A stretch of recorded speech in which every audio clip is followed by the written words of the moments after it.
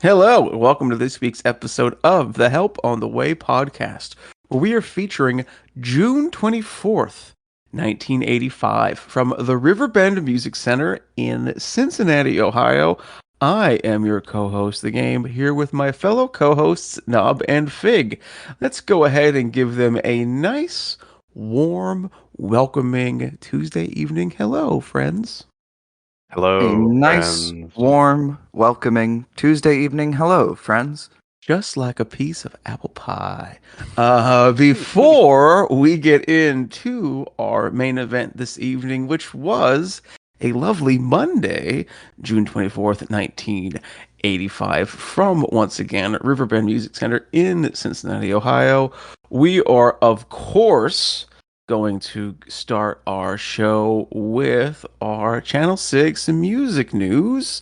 And I think it's only appropriate to start off with a birthday. What? Knob, it's your birthday?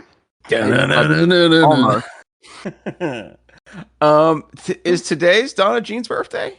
Today? Yes, today that we're recording. If you're listening to this when we release it, it was a couple days ago. August 22nd. I don't know the year off, but it's Donna Jean's. We don't need to know the year. Yeah, we don't need to know. Not important. Donna Jean's birthday. Wow. And I didn't think this is on our show sheet, that we should share our most favorite Donna moment. And I will actually start this because I have something off the top of my head.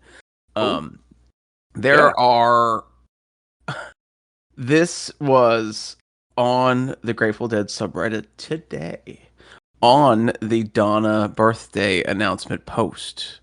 And on the Donna birthday announcement post, it said, no Donna slander is allowed today. And I can dig that. Yeah. And then the top rated comment was just, oh! So, okay, let me just explain what I heard. Which I was going to say. Yeah, the, whatever software is using thought that you had been hit by a car and it stopped recording at that exact moment. So all I heard was you begin to, I assume, squeal like Donna and then end the scream. So that's how most Donna wailings should have started and should have ended, personally. Yeah, there's some sound suppression software going on there. Is that what you heard too, Knob? One more time? Is that what you heard too? Yeah, oh yeah. Yeah, it was very weird. As far as an actual personal favorite Donna moment, I don't know if I can pinpoint one, but I'm definitely not a Donna hater. Mm-hmm. I'm definitely a Donna truther. Right. In fact, I think there should have always been a female vocalist in the Grateful Dead. I would have loved to hear the 80s sound with an extra female voice, not even Donna. Yeah. Could have been anybody, etc. Well, yeah. Knob, Fig, what are your thoughts on Donna? Yeah, I'm pro. I'm always a big fan of the Donna. I like the Donna yells because to me, they're not a pretty sound, but they're not trying to be pretty sounds. Like, Donna can do pretty if she wants to do pretty, right? When she does those yells in playing in the band, like, she's a saxophone solo squealing at the end, It's a cool sound when you take it for what it is, instead of just trying to compare her to other vocalists. And she does the pretty really well. I like a lot of her improvisations on Scarlet Begonias. Obviously, her work with the Jerry Garcia band speaks for itself. They just posted a clip this morning of them playing "I'll Be With Thee," some song by that name, and I was very, very impressed with the beautiful sound that Donna got out there. That was really cool. And then I realized we were just supposed to say one, and I've mentioned like four already. But one that I also really enjoy starting in late '77 through the end of her run, Donna would throw in the last verse of Ramble on Rose, when Jerry would do the goodbye, Mama and Papa, she would throw in this little yeah, and it was such a little touch that added so much to the end of the song. And that to me is what Donna did best. Yeah, well said. Yeah, Donna was an enhancer. I mean, I like her songs too, so it's not like she didn't have, a knack for some songwriting as well. But, my favorite era of the Dead is that like 77, 78 time period, and that was right smack in the middle of Donna, and she's a big part of that, and I think that she should be celebrated as we do celebrate her on her birthday and every day. So happy birthday, Donna Jean. Do you, and this goes for either Knob or Fig, have a favorite? It doesn't have to be performance like date or anything like that, but a favorite preferred Donna vocal. I like her in everything, but I feel like Passenger, I really, really enjoy her on. Thoughts from you? Probably Music Never Stopped for me. To me, all of the best Music Never Stops have Donna in there, just because I love that interplay between her and Bobby on the chorus or pre-chorus bit. I'm thinking of They Love Each Other, because it kind of turns into more of a love song. Like, I don't know, like, I feel like she had a lot of chemistry with Bobby. I'll leave the rumors off the table, but like, I don't know, she was just a really good harmonizer. I think actually, and this goes into some thoughts I have about the current show that we'll talk about in a little bit, but I think Brent is just a fantastic harmonizer. I mean, I think Brent eclipses, even Donna Jean's really high abilities in that regard.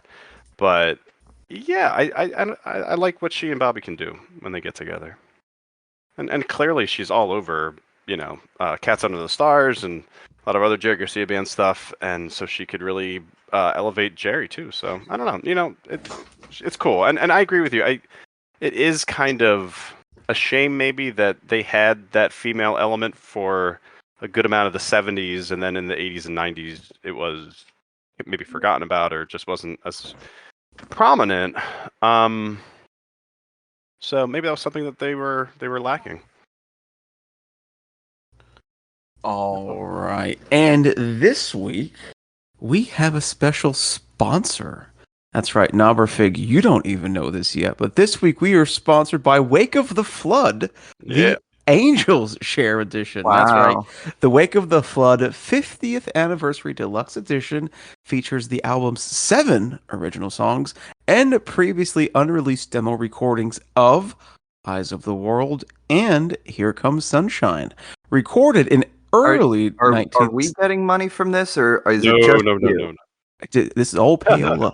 They're only paying game. The two of Fig and I get another bowl of gruel, Knob. Yeah. We get some game bucks. Game bucks. It's kind of like crypto, but you get 5, not. I get 3. Think of it as like a gift certificate. It's karma. We get Reddit karma. So true. Not much, but you get some. Back to the advertisement. Recorded in early 1973, just before the Grateful Dead performed on February 9th. The demos feature Jerry Garcia singing and playing a pair of new songs he and Robert Hunter had been creating. The Wake of the Flood 50th Anniversary Deluxe Edition also includes live material from the final night of a brief tour that immediately followed Wake of the Flood's release. This isn't even what we're supposed to be talking about. This is not the Angel Share. Captured at Northwestern University's it's in the 50th Anniversary Deluxe Edition. McGraw's Memorial Hall on November 1st, 1973. The set is bookended with Weather Report Suite and Mississippi Half Step and features one of the most creative and inspired jams of the run with a Morning Dew playing in the band, Uncle John's band, and playing in the band. We again want to thank our sponsor, Wake of the Flood, the 50th Anniversary Deluxe Edition. Knob or Fig, any thoughts you would like to share about our sponsor?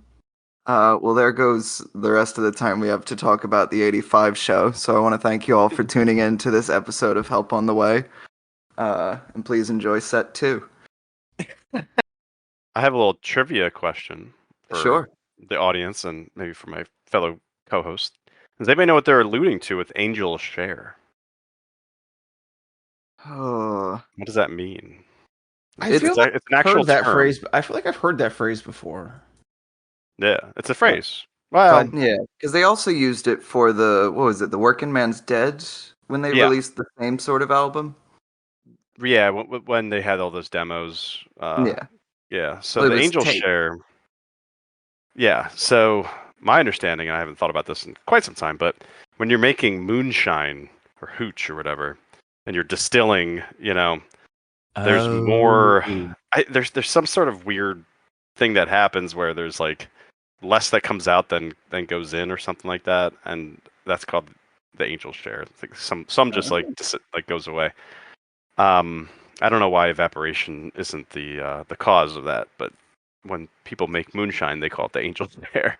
Like just like the product that I don't know.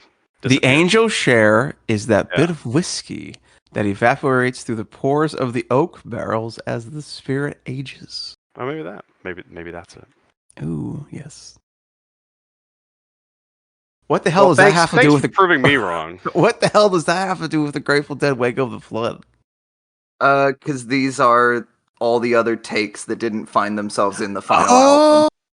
Oh, yeah, these aren't the Angel's Share is a bunch of attempts at recording the songs. The Unbroken Chains are the funniest because you can hear Phil get annoyed at the rest of the band for not knowing Unbroken Chain.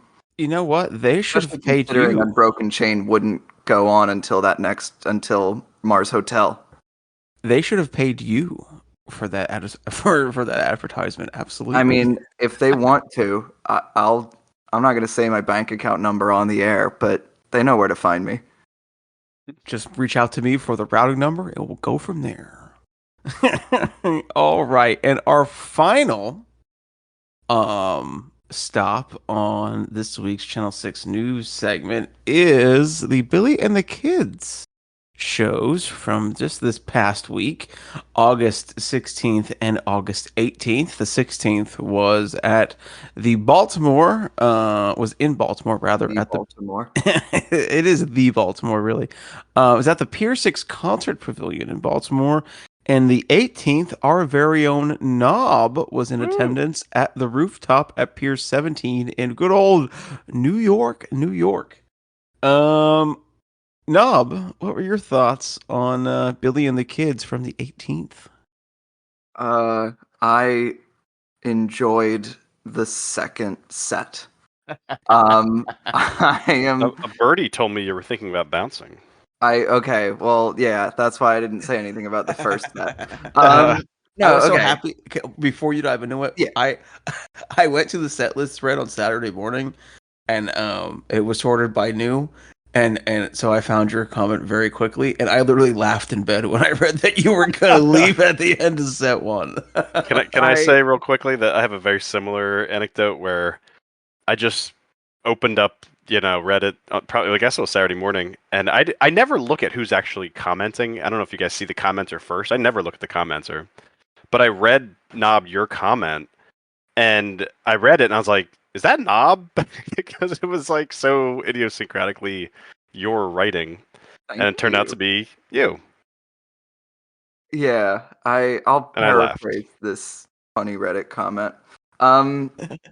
Yeah, okay. My thing with Billy and the Kids is I think that they need more rehearsal time. Sure, of course. On Tom Hamilton's post, he mentioned that they had 2 days of rehearsals and then 2 shows, and you can hear it. Yeah. I don't know how you play this style of music with its improvisational nature without rehearsal. That's kind of the thing that keeps throwing me. They nail the improvisations. All of my favorite parts of the Billy and the Kids show were the jams. It's the composed parts of songs that just don't sound. Nobody agrees on how they go. There were songs that took a minute or 2 minutes to actually get started because no one could agree how it started. They couldn't agree how you get from a verse to a chorus of a song or in and out of a jam, how a song ends. And that just kind of kept happening. And it felt, I don't know, the magic just wasn't there in set one for me. I really enjoyed, there was a nice Cumberland Blues jam between Daniel Donato and Tom Hamilton. But that was really it in set one. And I really did, I thought about... Go ahead. Well, I thought about going home because I I just wasn't having fun. It really wasn't doing it for me. Yeah. I'd even smoked weed and it wasn't doing it for me. Did I they even ate end? a burger to make sure I was less grumpy.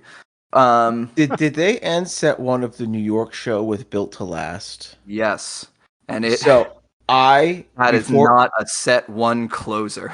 I love that song. I love that song. It is not a set one closer. I found it on YouTube, like the Yeah. whole show, and I'm like, I'll take the dog for a walk. I'll hear "Built to Last." It was awful. Yeah. It was terrible. And Yeah. I was Well, like, how did like what the hell? I agree. It's hard to enjoy live music when you can see them trying to figure it out, as you're watching them. Like it ruins that, like, it's hard to suspend your disbelief that these aren't like just incredible musicians. Like they're just kind of people up there, and when they're trying to figure it out, you realize, oh, they're just people, and like, and there's dynamics, and it's like, okay, I guess we're all gonna follow Tom because he's the lead singer, and yeah. like it ruins. Like I can see how you could react that way, Knob. Absolutely. Yeah.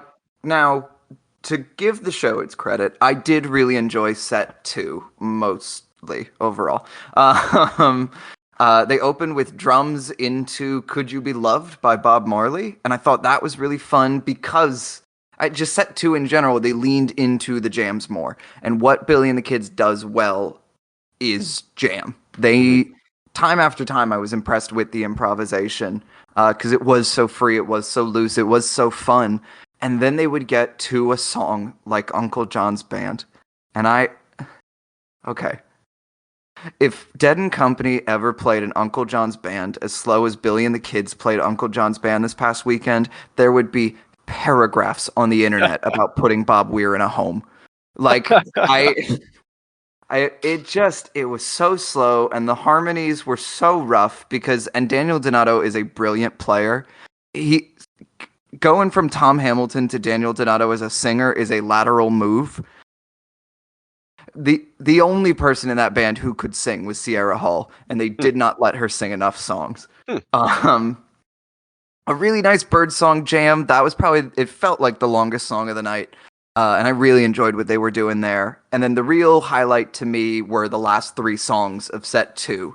It was "Take Me to the River," which was awesome. It was so much fun. Had a real good time. Probably my highlight of the show. Into a very pretty Wharf Rat that Sierra Hull sang very well.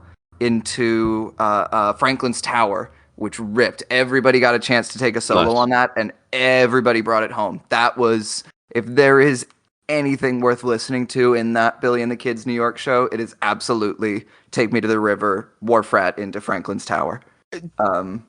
"Take Me to the River." Is that? Yes. I'm looking at the set list FM. That's Al Green originally. Yeah. Yes. Why is that like a famous like? It's Talking the Heads. Dead did do it in '95. Really? It was one of, if not the last cover that they introduced into rotation. Talking Heads did it famously.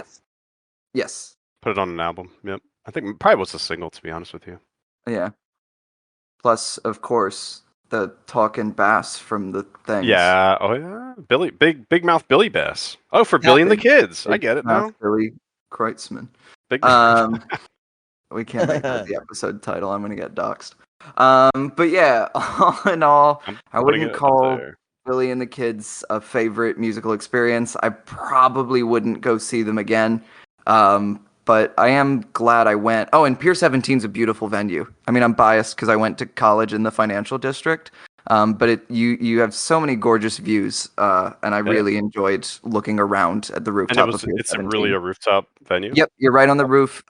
It's right. How do you get up and down? Is there an elevator or escalators? It's in a mall. Pier 17 is a mall, and it's on the rooftop. And the framing it's right, like it's parallel to the Brooklyn Bridge. So that's right behind the band while they play, awesome. Which is a really cool view. And then there's just a lot of beautiful buildings in Fidei. Now, please don't ever use the word Fidei on this podcast. I thank you for calling me. You get one. You get one. As soon as I said it, I went, "Can we edit that out?" Now, before we move on to the main event, I do want to kind of, I guess, closed the Billy and the Kids because who Oh knows yeah, when, also the who, Baltimore show was really good. I only watched it from the live stream, but the Baltimore show is everything that the New York show wasn't. and really, who knows when the next time we're going to be able to talk about Billy is. Yeah. I read that he was kind of looking shot by the end of like set 2 New York. Do you have any opinions on that? Didn't notice that. He didn't seem particularly out of it to me. Um yeah. I didn't notice that. I wouldn't argue with people who did, because I was Would you I'm put Daniel, I forget how to say his Donato. last name. Yeah, thank you, both of you. Would you put him back in that featured spot? Yeah, Donato wasn't the problem. I mean, honestly, Now, I read a lot of opinions that he was. And, oh no, and I don't know nearly enough to have an informed opinion. I don't think he has a great singing voice. I'll absolutely agree to that. But if I'm, as I said before, the only one in that band who had a good singing voice was Sierra Hull. If you're kicking out Daniel Donato for not being able to sing, you're kicking out Tom Hamilton, you're kicking out what's his name from the Disco Biscuits. Like you're gonna be left with no members of the band. And I thought Donato was a really strong guitar player, and I thought he held his own time and time again. Especially towards set 2 of that last night, him and Hamilton were really getting in a good groove of playing together. It's a little tough to pull off because both Donato and Hamilton are used to being lead guitar player. But so that was the had, third thing, was Hamilton's guitar playing. No, Hamilton was so good. He did his solo on Uncle John's band, and it was the only redeeming part of that Uncle John's band. And I literally thought to myself, like, he's got a little bit of a reputation for being kind of smug. I don't know if that's true, but he has a reputation for that. And during that Uncle John's band, I thought to myself, if I could play like that, I would also be very smug. He is fully, when he can rip out a solo like that on the ending bit of Uncle John's band, no, I have no problem with Tom Hamilton in the Billy and the Kid shows. And if I had a full Instagram series dedicated to my headwear, I would also be smug. So, or scarf. Was it scarf or hat? It was both. It was both. It was both. Oh, yeah. And he wears the scarves less frequently now. He still wears the hat all the time, but you don't see as much scarf Tommy these days. A scarf on stage has got to be very uncomfortable. Yeah, well, he definitely tends Under to the only lights. do it for indoor shows, especially towards like the fall winter period. All right. Let's go ahead. Anecdote or joke ruined. All right, let's move on. Let's go ahead and move on to our main event of the evening, which was a Monday night in Cincinnati, June 24th, 1985 to be exact. The exact location, you can drop a pin on it. It was the Riverbend Music Center.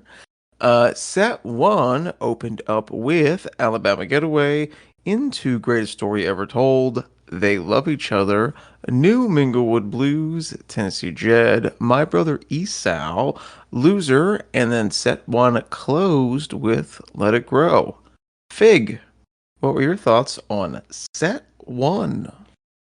Yeah, thanks a lot. Just general thoughts, just to take a step back, as Bobby would say.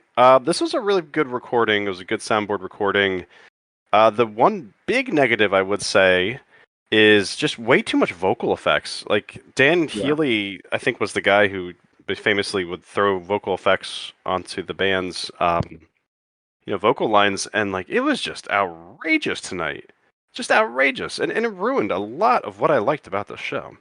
So let's get into it. And I did like the show, I will say. So Alabama Getaway, band was firing on all cylinders early. At one point they just sound like a garage band. They're just like, they're all playing as hard and as loud as they can, and it was kind of cool to hear from them playing that way. I like Jerry's distorted guitar effects, and he's really ripping out some solos, so that was pretty cool to hear. We get into Greatest Story, and the high energy continues. This was a good version, though it got pretty strange due to just the overuse of vocal effects, especially on Bobby, who's the lead singer. Like, the lead singer does not need these kind of weird just to describe it to the audience, it's like delay or echoey vocal effects, like you'd hear in space or something like that, and it's just everywhere. At the end of Greatest Story, we get King Brent doing the da-da-da-da-da with the audience, which was a lot of fun. Into They Love Each Other. This one had a nice groove and pocket. I wrote that it sounded like a Joe Garcia band version of They Love Each Other. Brent's high harmonies, it sounded like John. So I guess when John Mayer was looking back for her, his harmony line, he may have looked to what Brent was doing with the "That's true" that part, which I thought was interesting. That kind of struck my ear. John Mayer. Yeah, well, yeah. John Mayer is very interesting because, his lead singing voice is like that, kind of dusky, bluesman gravel, and then his harmony voice is just like falsetto choir boy. It's like very strange. Anyway, we're talking about the Grateful Dead here. We get into New Minglewood Blues. This one had a disco gallop, which I liked. Jed was a fun version of that song. Esau, I wrote that this is the best 80s Grateful Dead song. But that's all I have. I mean, this was a good version. I don't know. It's got a cool vibe to it. It's it's saying something interesting. I like what it's about. So it's always cool to hear that one. We get into Loser, and here we have Jerry and King Brent on harmonies, which was just there's a fantastic pairing. I felt that Jerry, especially, but the band generally, were really feeling this Loser tonight. It was a really powerful and emotional version. And I think it's what you look for in Losers, and it's one that it's a feeling that I haven't gotten in a long, long time with Loser. Loser is one that pops up, and lately I've just been kind of let down because I haven't really felt that kind of power and emotion. But we really felt it tonight, so that was cool. And then Set What ends just fantastically with Let It Grow. This was a really great version, some great playing, really tight. Jerry was ripping, and the dynamics were there. This was an awesome way to end set one. So, really high marks for me for set one. However, Dan Healy, just lay off it, man. Nob, what are your thoughts? I liked it. Okay. Thank you. It's true. Yeah, I thought this was a fun set one. The big thing that's going to stand out is this is 1985. This is not the nicest, prettiest sound you're ever going to get out of Jerry vocally. He's going to forget some of the words. He is not always going to sound nice, but the big thing is that he's always going to give his all. This isn't like 94, 95 Jerry, where he's starting to, lose interest in the shows, and you get a sort of tired vocal delivery. This is very energetic. His voice just sounds rough.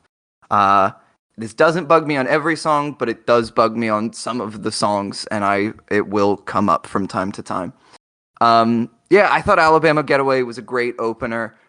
Really nice boppy drive to get things started.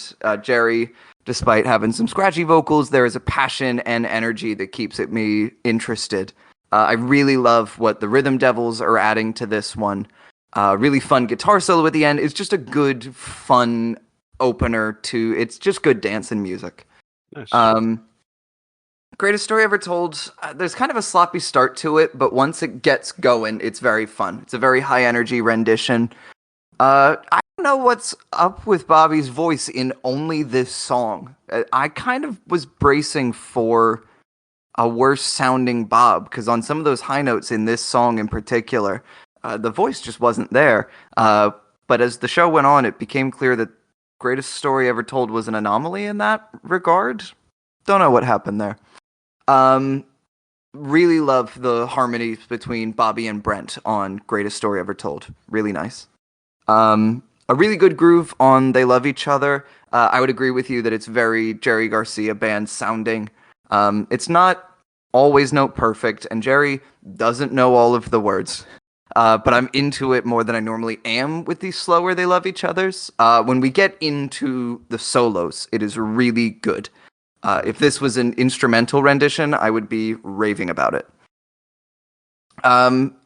Speaking of raving, I loved this new Minglewood Blues. This is probably my favorite part of set one. Everything about it is just right. It's grooving, it's driving, it's got a little grit in it. Bobby sounds good. There's a really nice Jerry solo. There's a really nice Brent solo. Bobby also takes a solo. But other than that, I really cannot speak highly enough about this new Minglewood. Yeah, and then Tennessee Jed was fun. It was not an all-timer, but it was generally a good time, and I'm usually a Jed hater, so that probably says something. Yeah, I mean, in general, with this first set, there's not really anything game-changing happening. This is probably the first set to about 20 or 30 shows from the mid-'80s, but everything is played well. Like, there's no standout dud, which is really nice. Speaking of really nice, I did really enjoy the Esau, especially what the drummers were bringing to it. I'm with you on Loser. I really enjoyed this one. It was a very fast Loser. Again, some spotty Jerry vocals, but this is a song where it doesn't always bug me. There's something about the fact that this character is a loser that I don't need him to sound the prettiest. And once it gets cooking, it gets cooking. Brent adds a lot here, both vocally and with his organ. Oh, I should work on phrasing that. Then, yeah, Let It Grow, I really enjoyed to close the set. Some very disco-y drums, some really nice energy on the jam. It never really gets out there, but it stays in this very awesome, dancey place while Jerry fires away some really high-energy lines. The build-up into the last bridge is very fun. Jerry never really nails that Let It Grow ending riff. The but what does he do? That just dances around it. It's often mess it up. It's the rhythm seems to be really troubling him on that one. But that's not a show ruining, not a set ruining, not even a song ruining issue. Just a little thing I noticed. But yeah, overall, I wouldn't call this like an all-timer or anything, but there's really nothing that this first set does poorly. All right, set 2 of June 24th, 1985 brought to us Iko Iko into Samson and Delilah. He's Gone, Smokestack Lightning, Cryptical Envelopment. Oh, that was pretty good. Thank you. I was waiting for you just to trip up and be like, knob. I was on mute practicing. Drums. Very well. Comes a time. That's my OT. Ooh, that was real good. The other one, another Cryptical Envelopment, Wharf Rat, Around and Round, Good Lovin', and a show ender of U.S. Blues, which, fun fact, might be my favorite encore. Nice. Nob, what were your thoughts on set 2? I also liked set 2. The end. Yeah, Iko was a fun opener. To me, things really got cooking with Samson, but Iko is still good. There's a Bobby verse in this Iko Iko that I'd never heard before, and when I Googled it, it looked like this was the only time they did it. Huh. So, who knows? History. That was very interesting. Other than that, it's Iko Iko. It works. It's a fine Iko Iko, just not a particularly thought-provoking Iko Iko. But Samson is what really kicked. Book of Ikos. I like at the bottom, like like the back of the book. Yeah. If it's in there, it's like a footnote. Like it's not, it is one worth checking out for the Bobby verse. But if there wasn't a Bobby verse, this would just be an Iko Iko. Okay. Anyway, Samson. I really enjoyed Samson. I loved what the drummers were doing, not just in the intro, but throughout the whole song. But I really loved when the full band came in. Like, they really nailed that rainbow full of sound just suddenly coming out of the drums. It's just very fun, very high energy throughout. Great Jerry solos, awesome Brent underscoring, Bobby's killing it, the drummers are on fire, Phil's got some great stuff. It's really tight. Everybody is firing on all cylinders. Really enjoyed it. I also really liked the He's Gone. It was a cool down, but not a total mood killer. It wasn't a full-on ice bucket here, because it was especially, by He's Gone standards, on the speedier side. if we do feature set 2, I would recommend to really pay attention to what Bob's adding to this He's Gone. On the guitar, he has a really cool texture that reminds me a lot of Jerry. Jerry doesn't have the notes to sing every bit of He's Gone, but he snarls his way through it, and the emotion carries, and you're rooting for him, and the crowd is absolutely right to cheer. The ending's a lot of fun, very fun energy on the vocal jam going into Smokestack. Enjoyed Smokestack. That's all I got.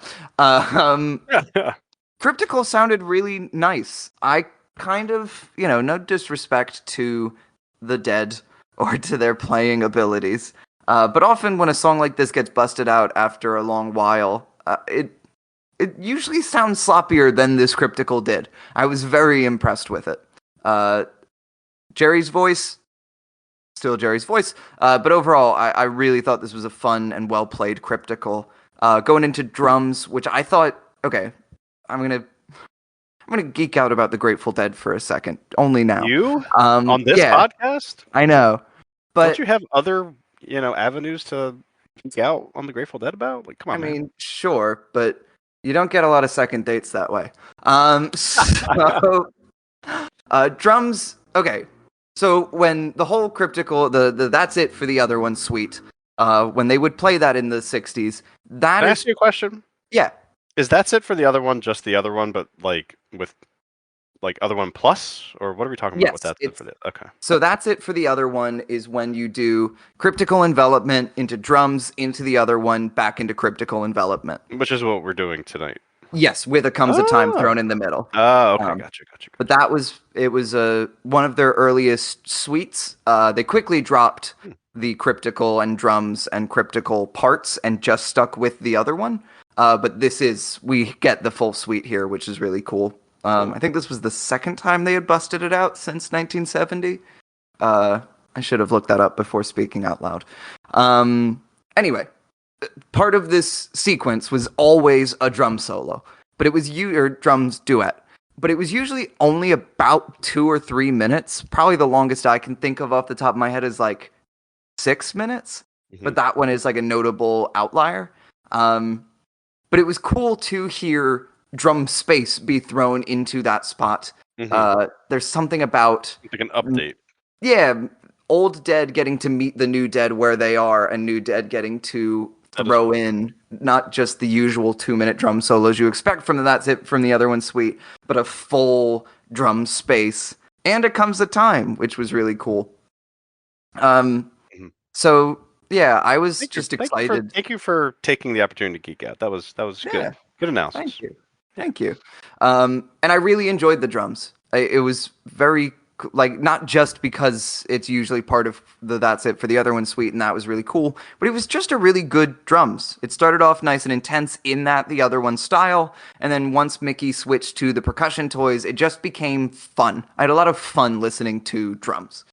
I will say that my roommate came home while I was in the middle of listening to drums, and I looked at her so apologetically, and as soon as I'm done recording this podcast, I am going to formally apologize. But anyway, space was fun. I don't really know what to say besides there were a lot of sounds in space. Just a lot of noises. I heard ringtones. Yeah, I don't necessarily mean this insultingly, but it's gonna vaguely sound it, but it really just was a collection of interesting noises. Now, interesting is a interesting term to use. Thank you. Yeah. Yeah, I was hoping it would come off as neither positive nor negative, but I fear it comes off negative. It's like when a child hands you some artwork that they did. You say, "Oh, this is interesting." Yeah, no, I mean it vaguely more positively than that. So, Comes a Time was very fun. For what was a fairly standard 85 set 1, there's a lot to, as an audience member, be excited about in set 2. Not only the full That's It for the Other One suite, which made people go nuts, but also the Comes a Time was pretty cool. Not a super common song. Yeah.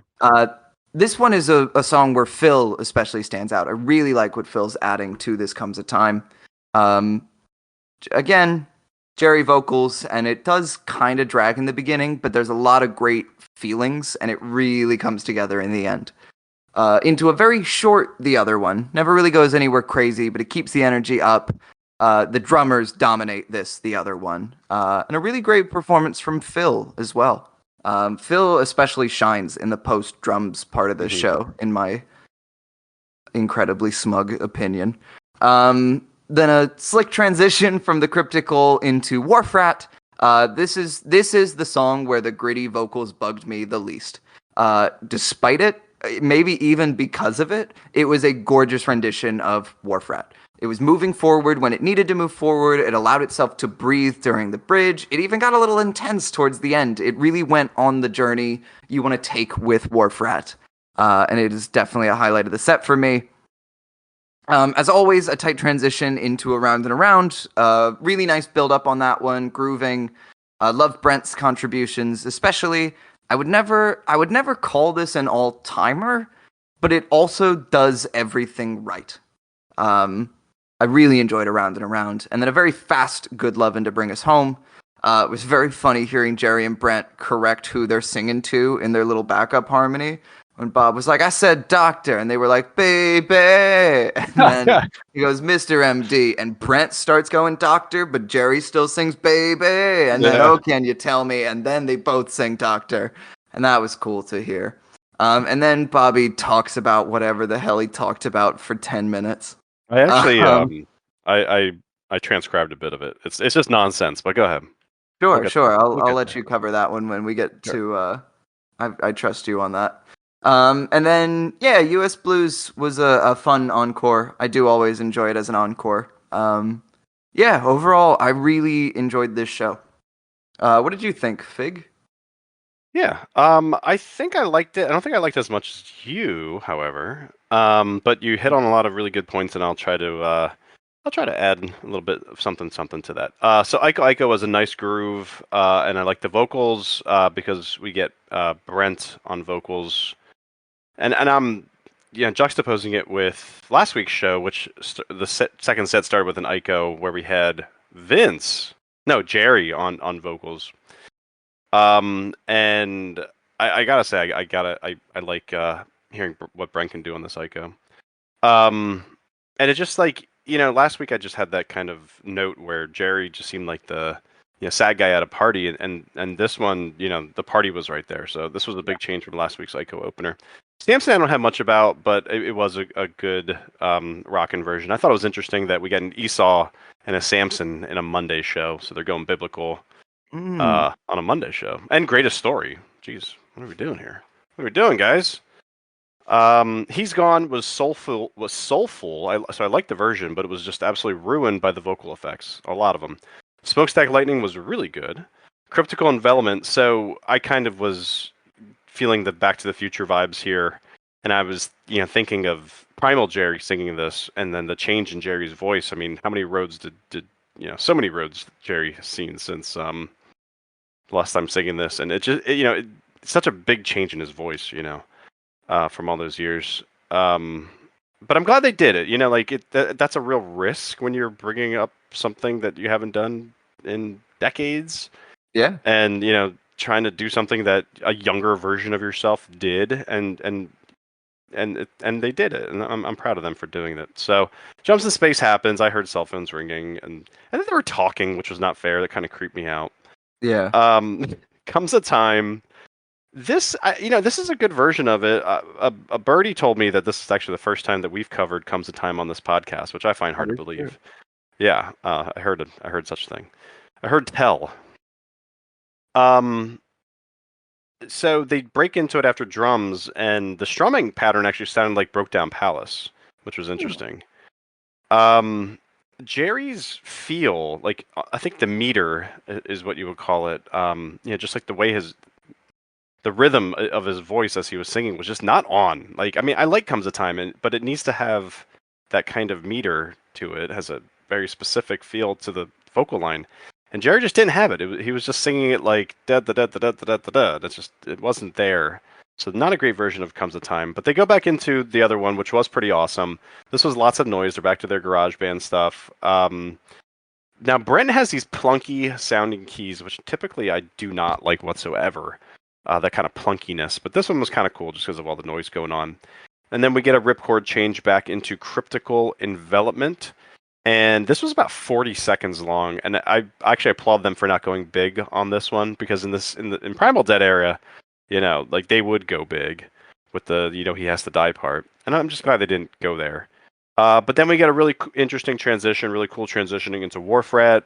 Brent's harmonies were just fantastic.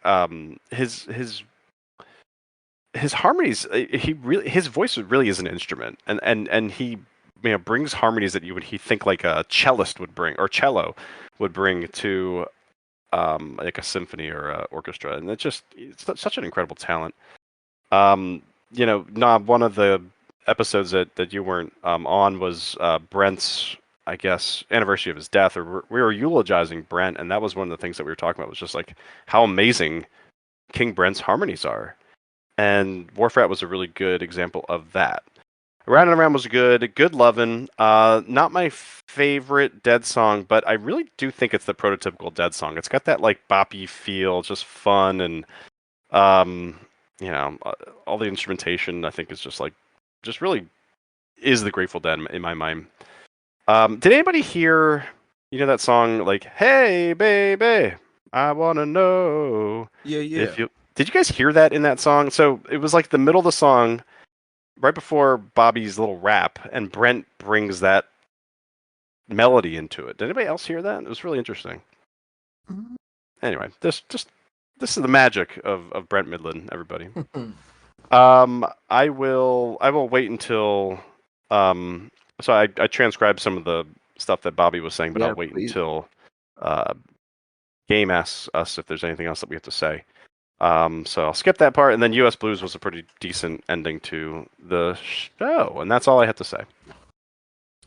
All right, let's go ahead and continue on here. We do not have a Scarlet Fire to rate this week, so we will move on from that. Knob or Fig?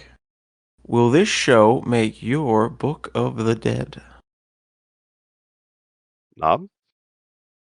I think the answer is no, but I did have to think about it really hard. It would definitely be. It's a close call, but it's a no. No-ish. Yeah. And Fig. I'm gonna say no. It would have, but for Dan Healy and the vocal effects. I kept coming down to it. It kept just ruining my experience, and it is what it is. That's my if Jerry's voice sounded like if he just had a stronger voice that night. If the voice just sounded a little nicer, this probably would make my Book of the Dead without much hesitation. I wonder if Jerry was trying to make up for it and just was like, Dan, give me something extra. But that if that was I'm completely guessing that occurred. But if that did occur, it was taken to the nth degree, and it was just no bueno.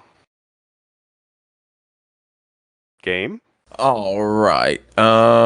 Which you gonna say Book of the Dead? Well, I didn't get to listen. Well, have we convinced you? I would say. Let me go back up here. I think it'd be really funny if we both voted no, but somehow talked Game into voting yes. No, but set 2 sounds nice. So it is a no for me. However, I will do this. I'm really thinking about it. I will do the set 2 vote of the set voting, which will be set number dos. Fig, set 1 or set 2? Oh man, I gotta look again. Go to Knob. Set 2. Cut to Knob. It's honestly closer than I would have thought, but it is set 2 for me. Yeah, it's gonna be 2, sure. Again, I would totally vouch for the whole thing, but for those harmonies, man. Yeah. But we'll do 2. I liked the Cryptical Envelopment. Again, it was good on them for trying that, and it was good. It was a good show. It just doesn't make my Book of the Dead. All right. Please make sure to stick around after the pod to listen to set 2 of June 24th, 1985. Now, we do have, actually, we were blessed with some Reddit comments this week. We got MVP, bro. Oh, yes, we do have MVP. My apologies. MVP of the show. Fig, who was your MVP?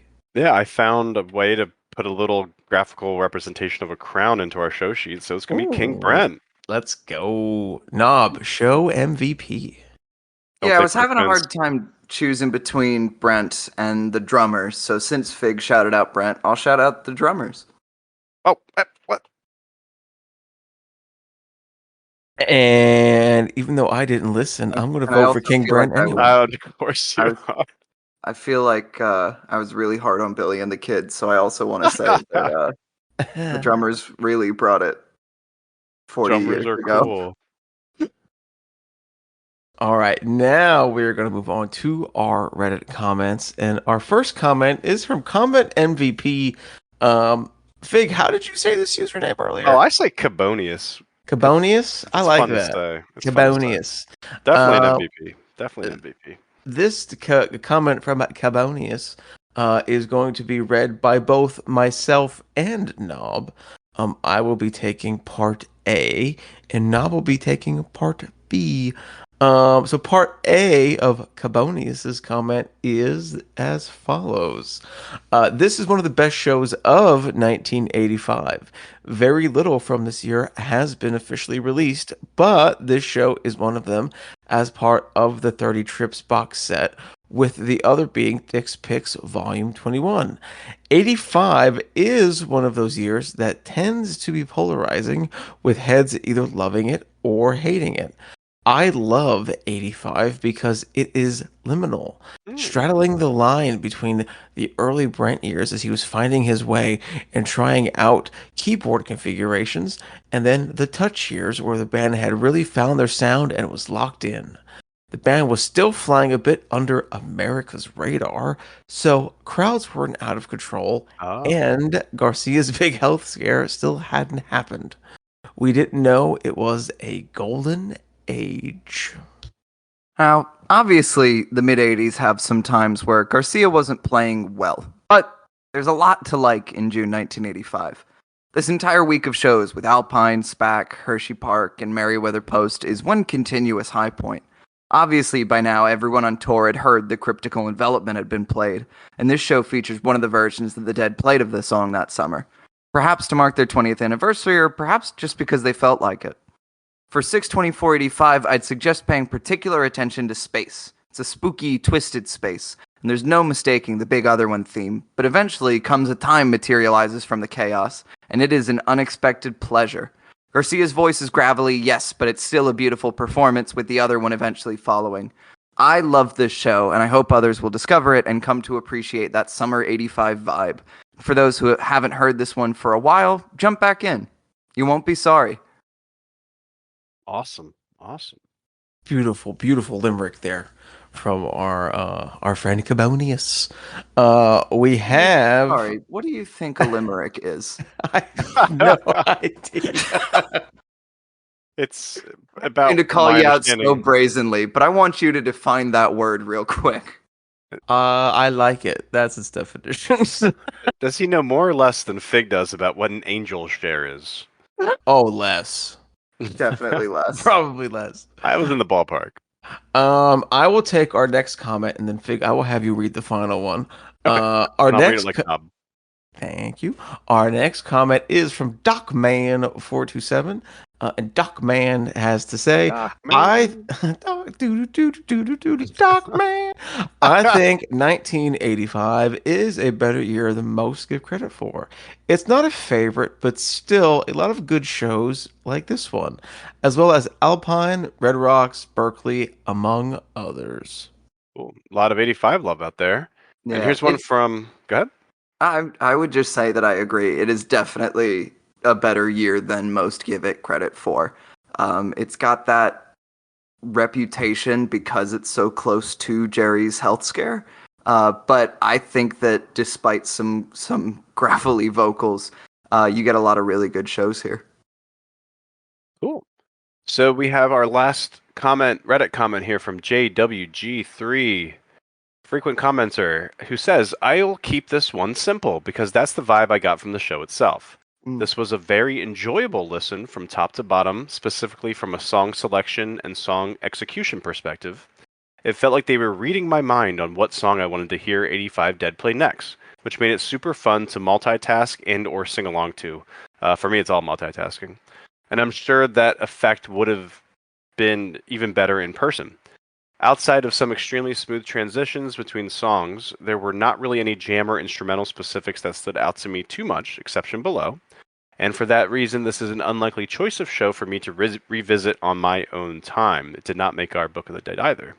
It's a show I'd throw on for more casual fans / non-deadheads, though. That's interesting, and that's not a bad place for a show to land. Agreed. Set 2 was the highlight for me, and we agree with that. Specifically with the full Other One suite around drums and space that contrasted with the jukebox style show around it. It's pretty cool that they brought that back for this little stretch of dates for the first time since 1972. Thank you, JWG3. Great comment.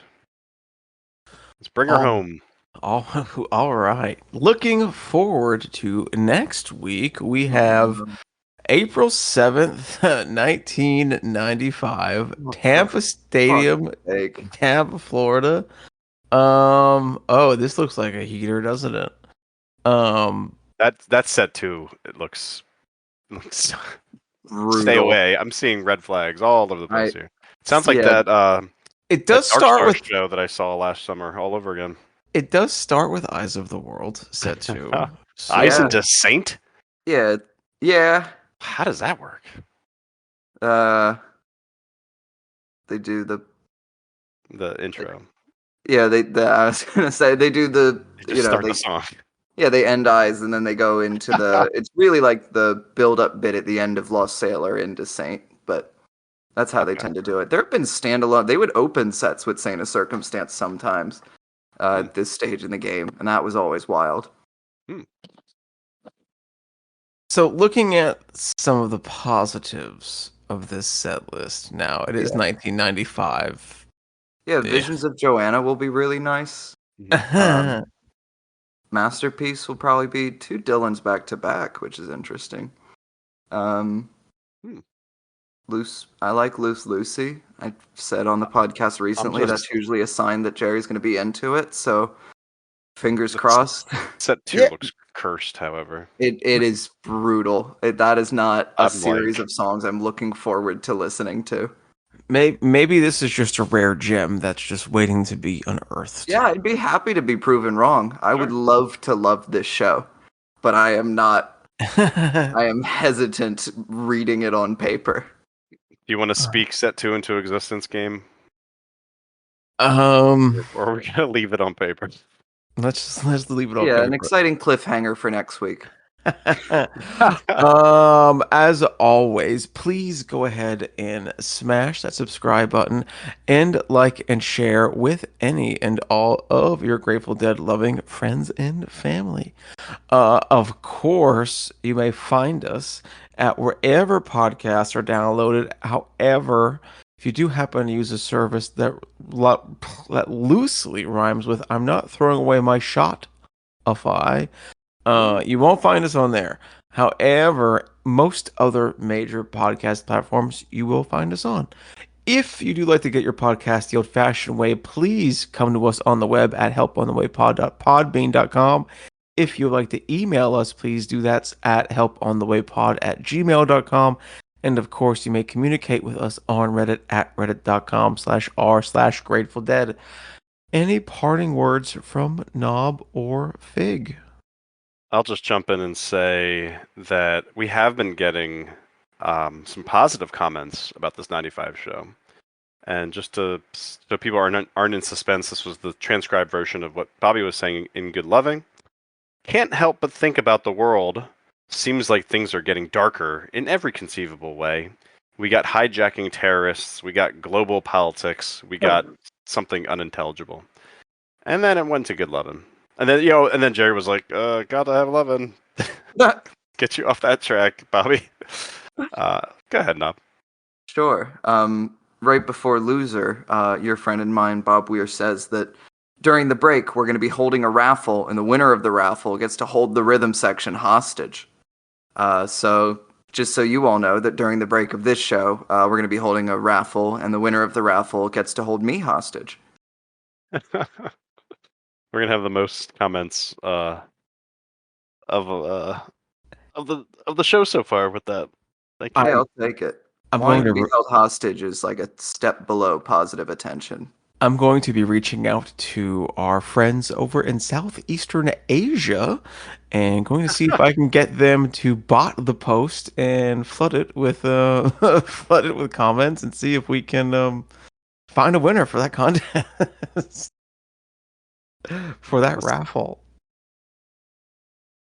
All right. Well, I have no parting words, and the only thing we have to look forward to is April 7th, 1995. But before that, please stick around for set 2 of June 24th, 1985. And we thank you once again for listening to the Help on the Way podcast.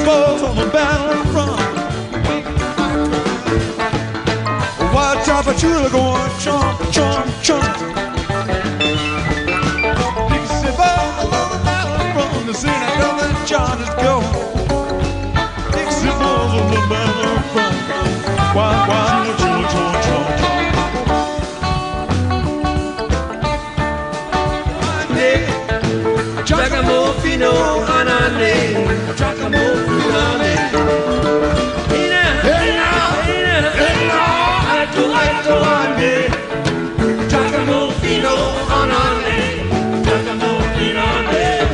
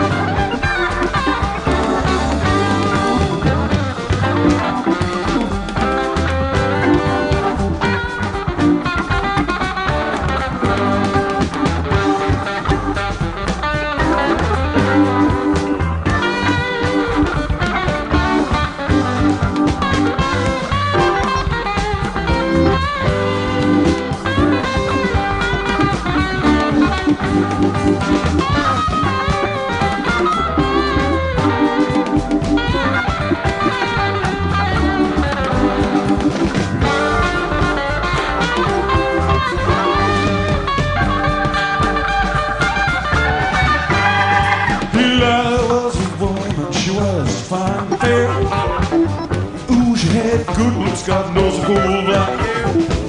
Delilah shaking those Samson's mind. When first he saw me swimming low and took leave his mind. Delilah she climbed up on old Samson's knee. Said, tell me where else to fly, if you please, and she spoke so kind, God knows, talk so fair. Well, Samson said, Delilah, get off my head. You can shave my head, please my hand. Street come natural, was in you, man. If I had my way, if I had my way, if I had my way, I would tear this old building down. You read about Samson, oh, from his birth, he was the strongest man that ever have lived on earth. One day while Samson was walking along, looked down on the ground, he saw an old jawbone. Stretched out his arm, God knows jeans broke like thread. When he got to moving, 10,000 were dead. If I had my way, if I had my way, if I had my way, I would tear this old building down.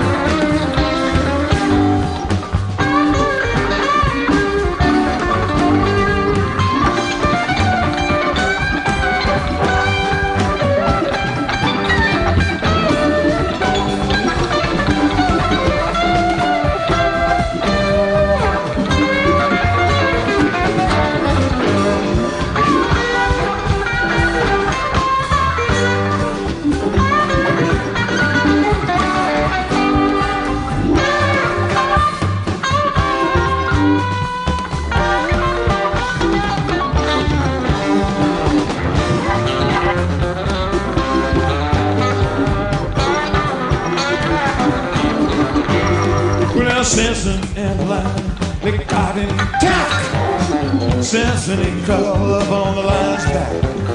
And you read about this lion, he killed a man with his paws. Samson got his hands up around that lion's jaws. And he ripped that beast, God knows, killed him dead. And the beast made honey in the lion's head. If I had my way, if I had my way, if I had my way, I would tear this old building down. Good God Almighty, talk to me.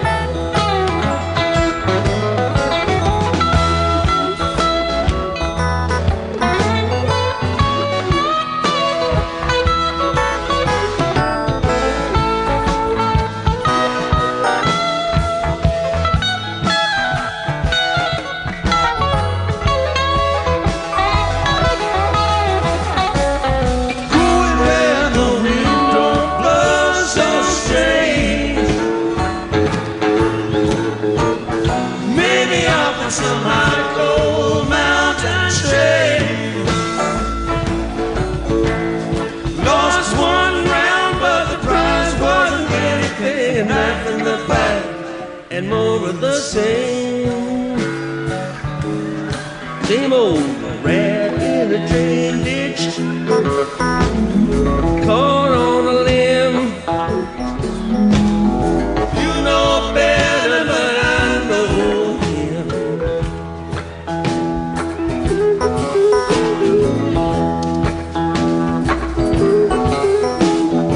Like I told you,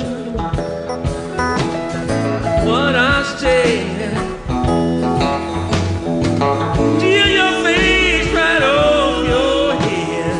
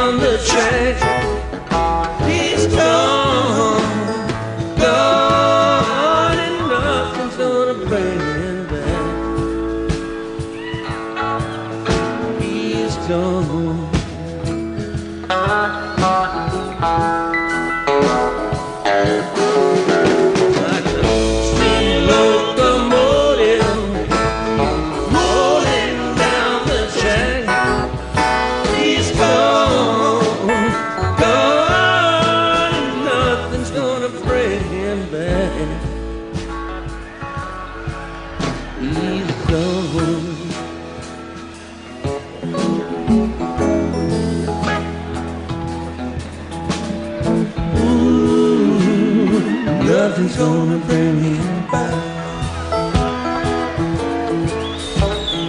Ooh, nothing's gonna bring him back. Ooh, nothing's gonna bring him back. Ooh, nothing's gonna bring him back.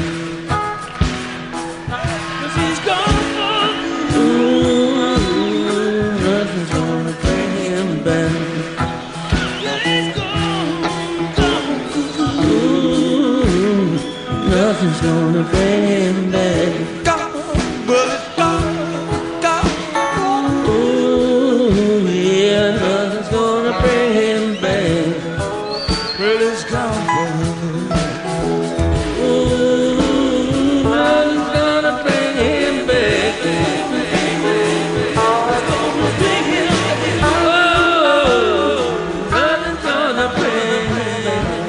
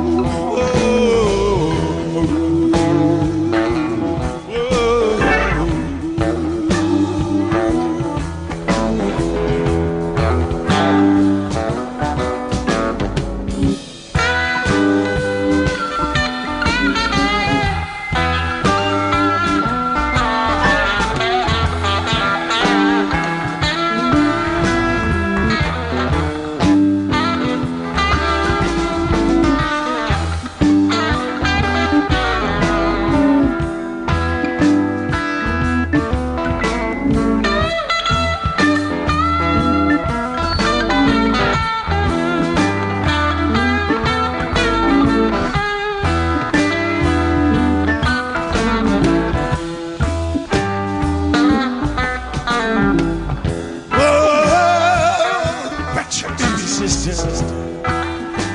Just a little boy, don't you hear me cry?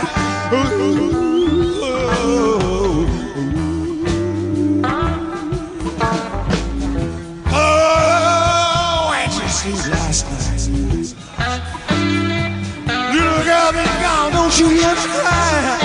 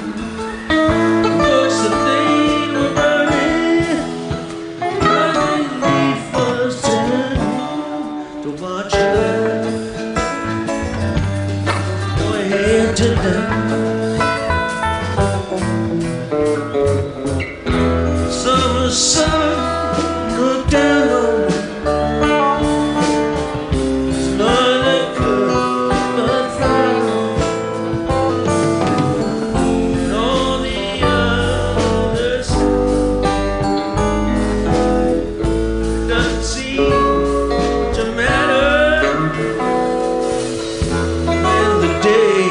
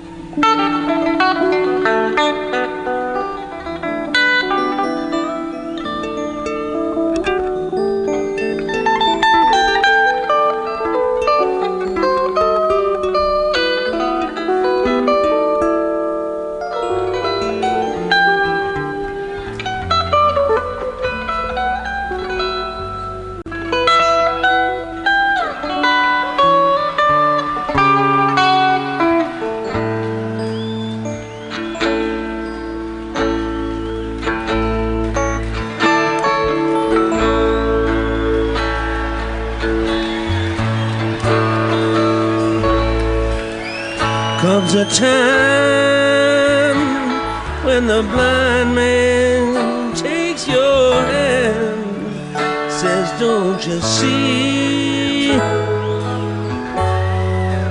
Gotta make it somehow on the dreams you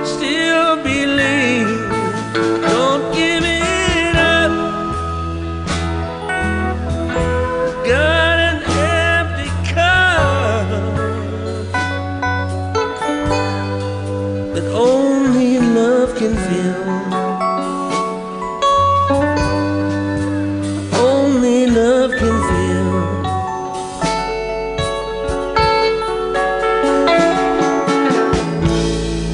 Been walking all morning, when walking all night. I can't see much difference between the dark and light.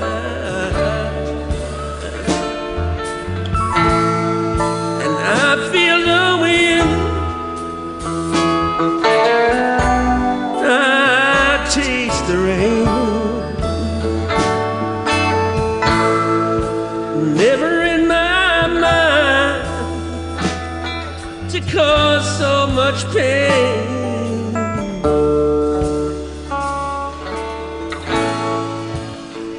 Comes a time when the blind man takes your hand, says, don't you see? Gotta make it somehow on the dreams you still believe. Don't give it up. Got an empty cup. Only love can fill. Only love can fill.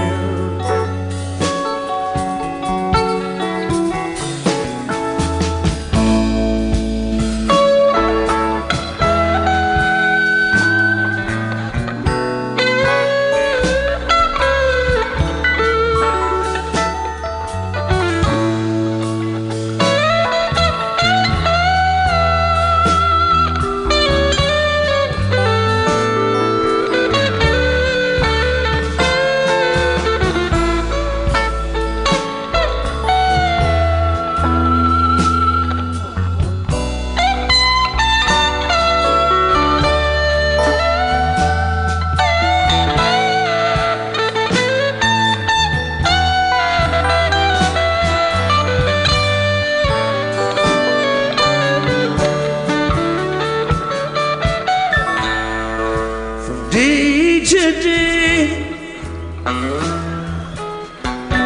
just letting it ride. You get so far away from how it feels inside.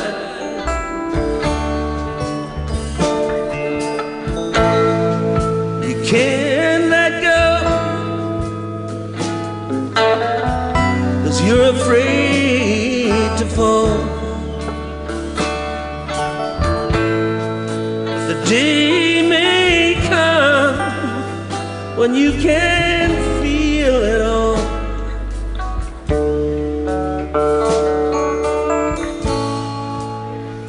Comes a time when the blind man takes your hand, says, don't you see?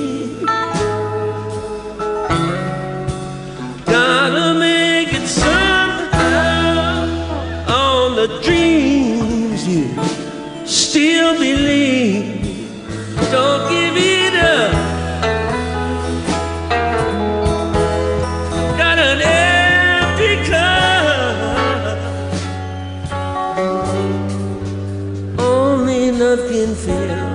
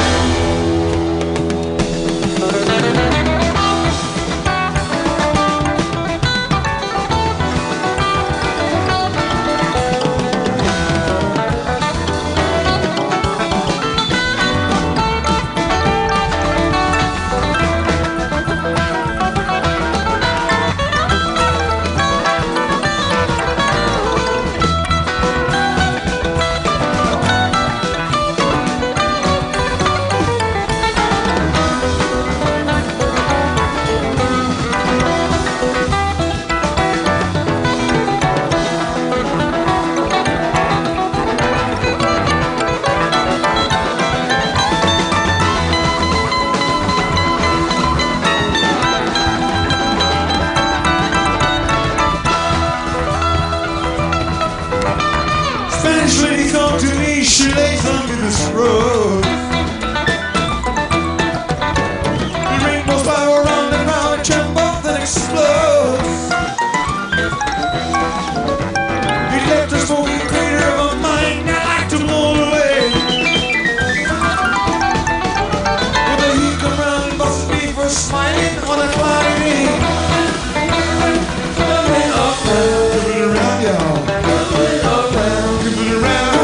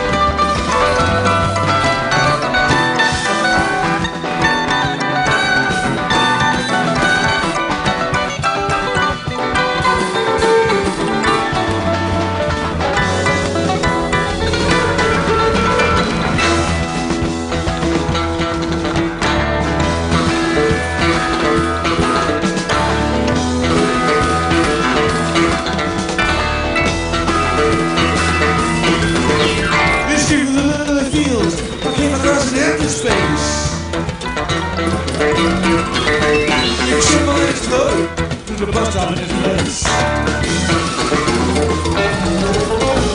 The bus come by and I know that's when it all began. There was cowboy eagle at the bus, you never have a land.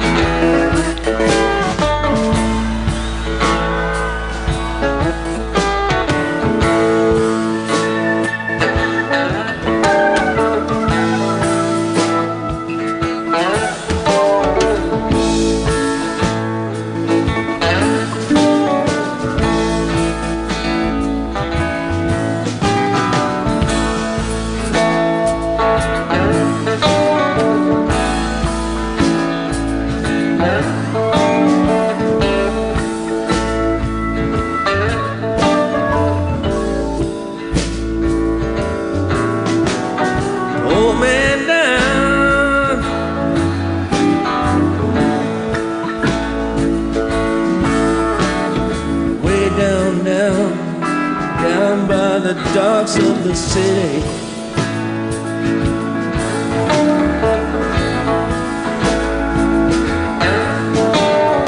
Blind and dirty.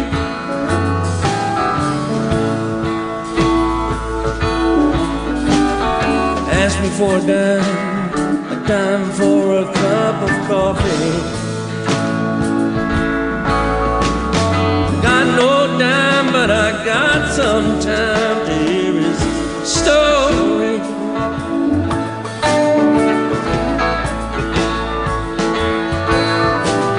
My name is August West, and I love my pretty big bitch. more than my wine.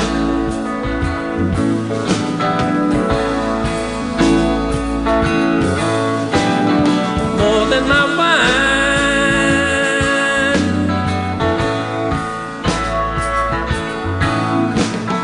More than my maker, though he's no friend of mine.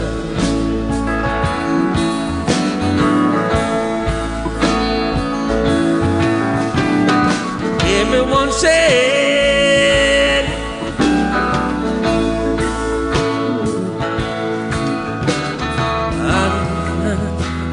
I knew I would really believe them.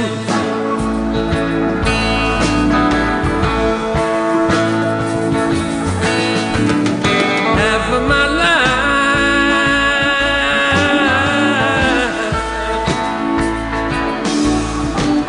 I spent doing time for some motherfucker's crime. The other half found me stumbling around drunk on burgundy wine.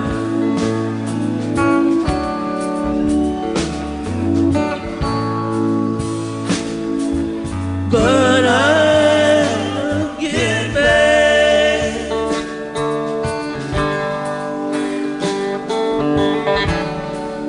on my feet someday.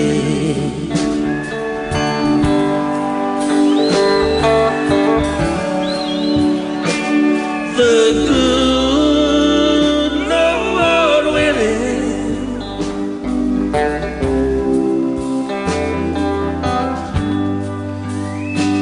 if he says I may,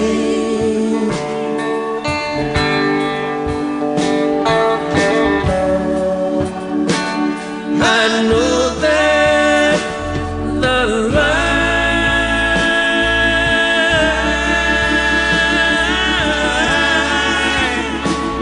I'm living's no good.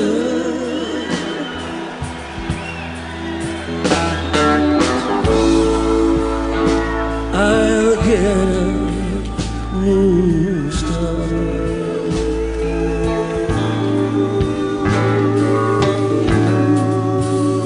Live the life I should.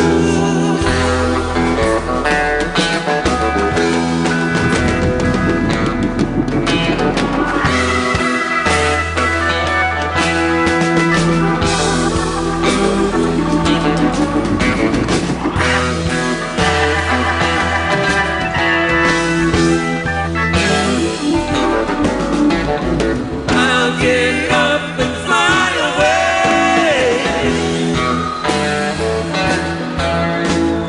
I'll get up and fly away, fly away.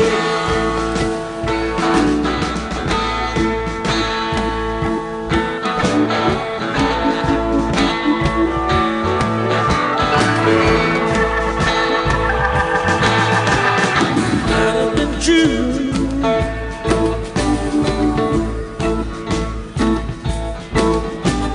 True to me, true to my dying days.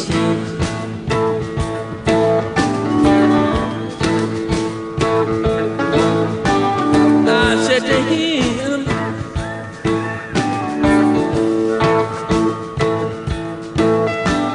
I said to him, I'm sure she's been. I said to him, I'm sure she's been true to you.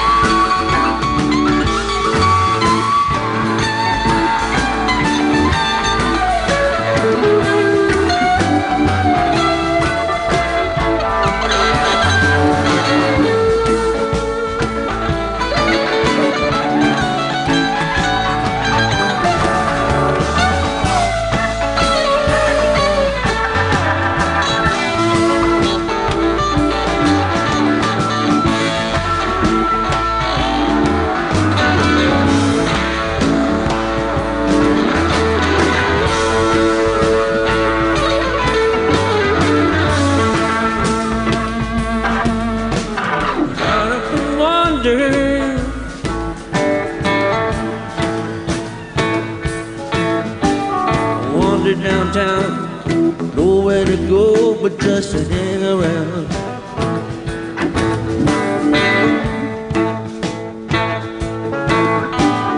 I got a girl,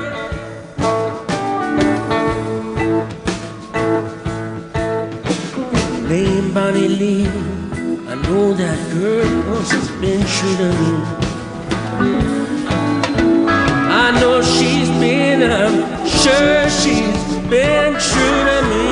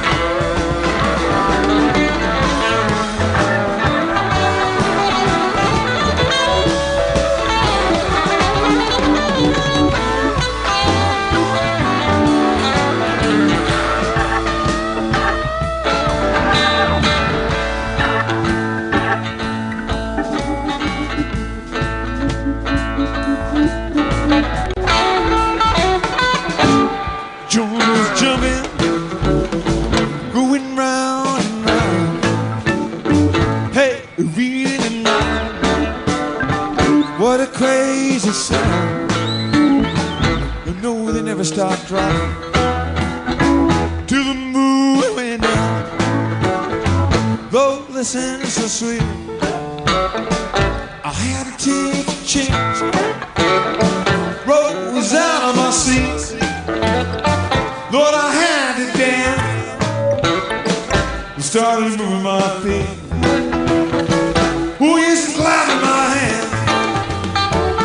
You ain't never stop dropping. Round and round, hey, really rockin'. What a crazy sound. Oh, we'll never stop rockin' till the moon went down.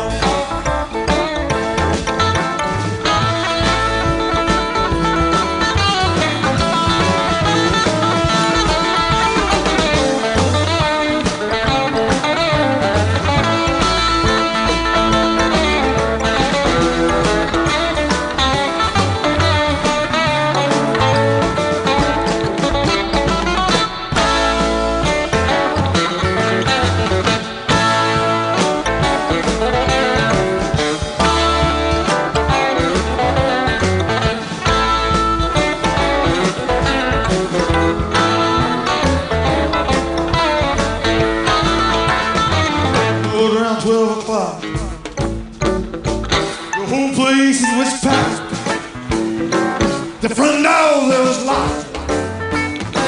The whole place was packed. But when the police knocked, them all doors flew back. You ain't gonna stop rocking, going round and round. Hey, you really rocking. What a crazy sound. You ain't stop rocking.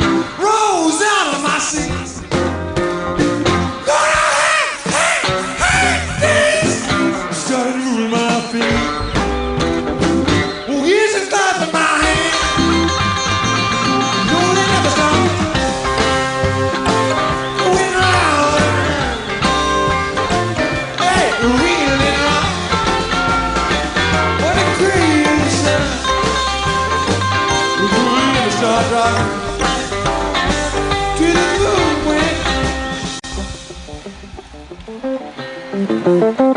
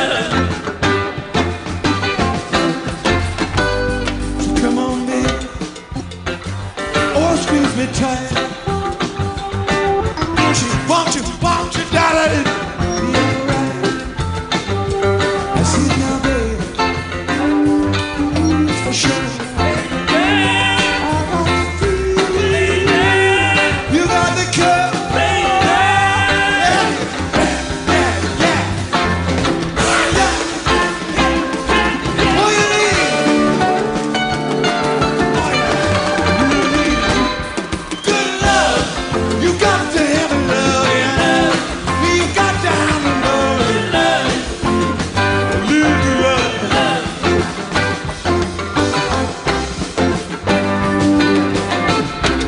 talk about who needs loving now.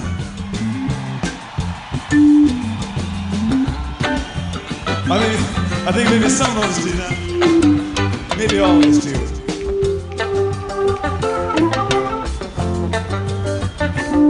Can't help but think about the world today. Seems like things are just getting darker in every conceivable way. You got hijackers, terrorists, you got for politics, you got probably your own love life.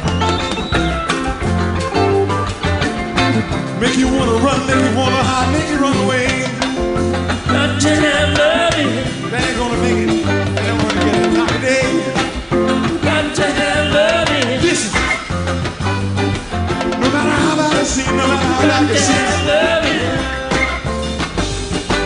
you gotta stand there and you gotta fight. Got to have loving.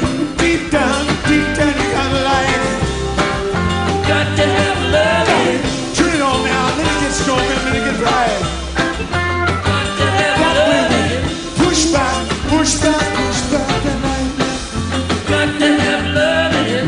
Push back, push back, push back the night. That's right. Got to have loving. Got to have loving. Got to have loving. Got to have loving.